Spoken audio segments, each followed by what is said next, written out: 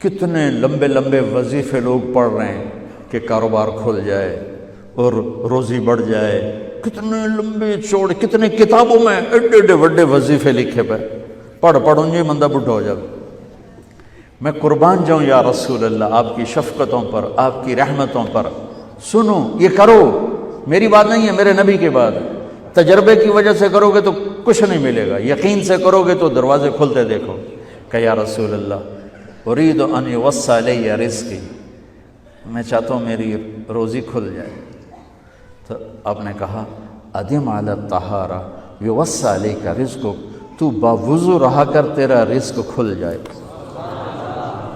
کوئی زور لگتا ہے وضو؟ تمہارے ہاں تو سردی ہوتی ہی کوئی نہیں کہ بھئی ٹھنڈا پانی ہے کیسے وضو، یہ تو ہمارے لیے مسئلہ ہے کہ بھئی ٹھنڈا پانی ہے کیسے وضو کرو۔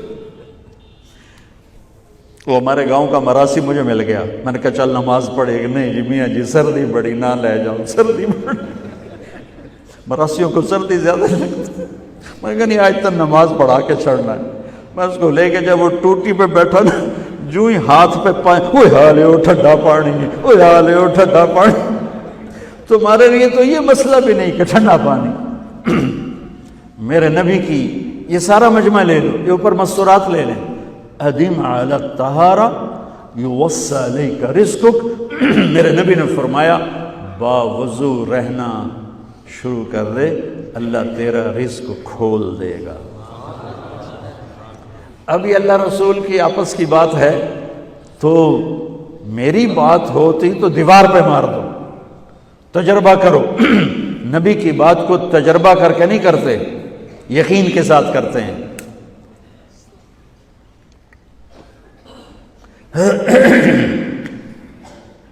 ادم علی الطہارہ یوسع علیک رزقک، باوضو رہا کر۔ اچھا باوضو رہنے کے اور فائدے، اللہ پیار کرتا ہے، شیطان ڈرتا ہے، اور وضو ہوگا تو نماز آپ ہی پڑھی جائے گی، چلو یار وضو ہے 4 فرض ہی پڑھ لگی۔ ایک دفعہ شیطان آیا ہمارے نبی سے ملنے، تو آپ نے اس سے پوچھا تیرے دشمن کتنے؟ کہنے لگا 15۔ آپ نے فرمایا کون کون ہے؟ کہنے لگا پہلا تو تھوڑا ہی نمبر ہے، پہلا نمبر تو تھوڑے نال میرا لگو ہے۔ پھر کہنے لگا وہ مسلمان جو 24 گھنٹے باوضو رہتا ہے وہ میرا بڑا دشمن ہے۔ جو باوضو رہتا ہے اور باوضو سوتا ہے، ایک فرشتہ اس کے لیے بندگی کا ثواب لکھتا رہتا ہے۔ خیر واپس آتا ہوں، میرے نبی نے فرمایا 4 باتیں لے لو اور دنیا بھی تمہاری آخر، ساری PIA زندہ ہو جائے گی، ساری اکانومی زندہ ہو جائے گی، ساری معیشت زندہ ہو جائے گی۔ 5 بھی نہیں، ایک انگلی بھی آپ نے نیچے کر دی کہ یہ بس اتنی لے لو۔ حفظ و امانت، صدق حدیث، حسن خلیقت، عفت فی طعمت۔ کیا خوبصورت! ساری زندگی کسی کو دھوکہ نہ دینا، دیانت داری۔ میرے ملک کے ادارے کیوں ڈوب گئے؟ دیانت نکل گئی، کھوٹ آ گئی، دھوکہ آ گیا۔ میرے نبی نے کہا حفظ امانت، کبھی امانت میں خیانت نہ کرنا، صدق حدیث، کبھی جھوٹ نہ بولنا، ہمیشہ سچ بولنا۔ میرے نبی نے فرمایا میرا امتی ہر گناہ کر سکتا ہے، 2 نہیں کر سکتا، ایک جھوٹ کبھی نہیں بولے گا، ایک دھوکہ کبھی نہیں دے گا۔ میرے نبی کی 2 صفتیں ہائی لائٹ ہوئیں، صادق اور بولو کیا ہیں؟ کوئی اور بھی تو ہو سکتی تھی، جس سے مشہور کیا، کعبہ قوسین بھی تو ہے، اور ادنا بھی تو ہے، واللیل بھی تو ہے سیاہ زلفوں والا، والضحیٰ بھی تو ہے روشن چہرے والا۔ کس سے مشہور کیا؟ صادق امین۔ اگر آپ مجھ سے سوال کرو، میں ممبر رسول پہ بیٹھا ہوں کہ مولانا صاحب سارے دین کو 2 لفظوں میں بتاؤ، ساری شریعت کو، تو میرے پاس 2 لفظ ہیں، سچائی اور امانت داری۔ آپ مجھ سے سوال کرو مولانا صاحب ساری دنیا کے کفر کو بتاؤ تو میرے پاس دو لفظ ہیں، جھوٹ اور دھوکے بازی، جھوٹ اور خیانت۔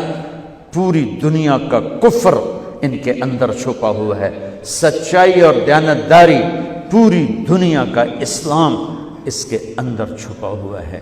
دیانت اور سچائی یہ بیج کی طرح ہے اور پورا اسلام پھر باغ بن کے پھلتا پھولتا ہے۔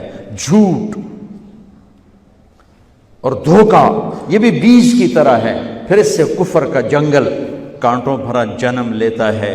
میرے معاشرے سے جھوٹ نکل جائے، دھوکہ نکل جائے، یہ پاکستان جنت کا ٹکڑا ہے۔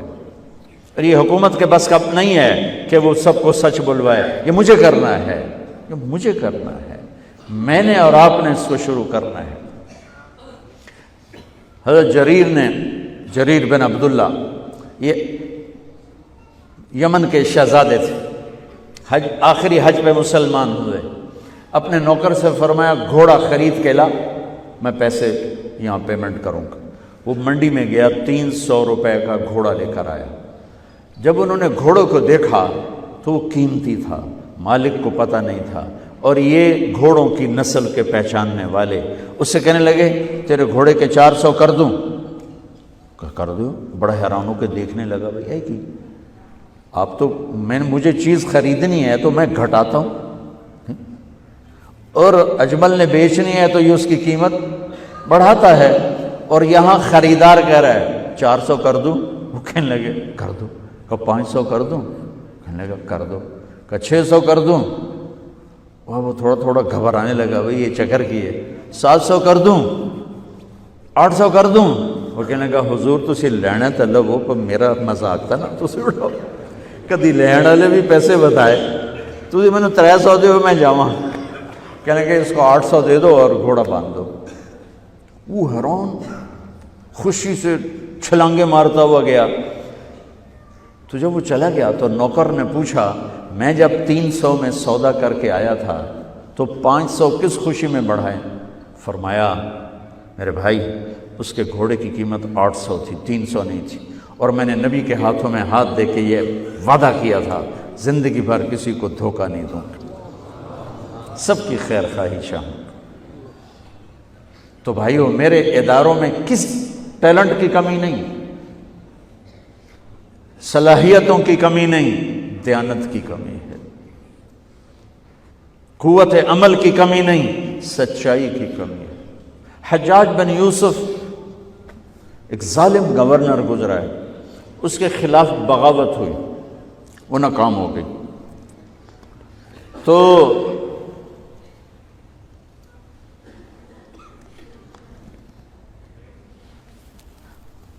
کوفہ میں ایک بزرگ رہتے تھے، ان کے بیٹے اس بغاوت میں شریک تھے۔ وہ چھپتے چھپاتے کئی سال کے بعد واپس آ گئے۔ ابن خراش ان کا نام تھا۔ ان کی سچائی مشہور تھی کہ ابن خراش جھوٹ نہیں بولتا۔ حجاج کو پتہ چل گیا CID سے کہ آ گئے، تو اس نے کہا آج ابن خراش کا امتحان ہوگا۔ اس کو کھانے پہ بلایا، عنوان ہی نہیں بنایا تفتیش کا، کھانے پہ بلایا اور کھانا شروع ہو گیا۔ باتوں باتوں میں کہتا ہے ابن خراش آپ کے بیٹے ہمارے خلاف لڑ کے بھاگ گئے تھے، کوئی پتہ ہے؟ تو ابن خراش ہنس پڑے، کہنے لگے حجاج زندگی موت تو اللہ کے ہاتھ میں ہے، گھر آئے بیٹھے۔ تو اس نے کہا تیری سچائی کو سلام کرتا ہوں، اگر تو جھوٹ بولتا یہیں تیرا سر اتارتا، پھر تیرے بیٹوں کا جاؤ سلام ہے تیری سچائی کو، تیرے بیٹے تجھے مبارک ہوں، مسلمان جھوٹ نہیں بولتا۔ میرے نبی سے پوچھا گیا یا رسول اللہ کیا مسلمان بزدل ہو سکتا؟ کہا کیا مسلمان بخیل ہو سکتا؟ آپ نے کہا۔ پھر پوچھا گیا جھوٹ بول سکتا؟ کہا نہیں، جھوٹ نہیں بول سکتا۔ تو دو باتیں حدیث پاک کی، صدق و حدیث، حفظ و امانت، یہ دو باتیں زندہ ہو جائیں تمہارے سارے ادارے زندہ ہو جائیں، ہم نقصان سے نکل کر نفع میں آ جائیں گے، نفع میں آ کر اوروں کو دینے والے بن جائیں گے۔